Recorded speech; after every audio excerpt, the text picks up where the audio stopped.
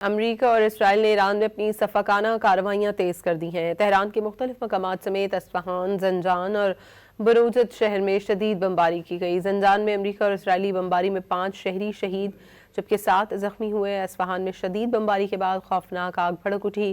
Tehran میں مختلف مقامات پر رات بھر شدید حملے کیے گئے جن میں ایئرپورٹ کے قریب کا علاقہ بھی نشانہ بنا۔ ادھر لرستان صوبے کے شہر بروجرد میں حملے کے بعد دھوئیں کے گہرے بادل اٹھنے لگے۔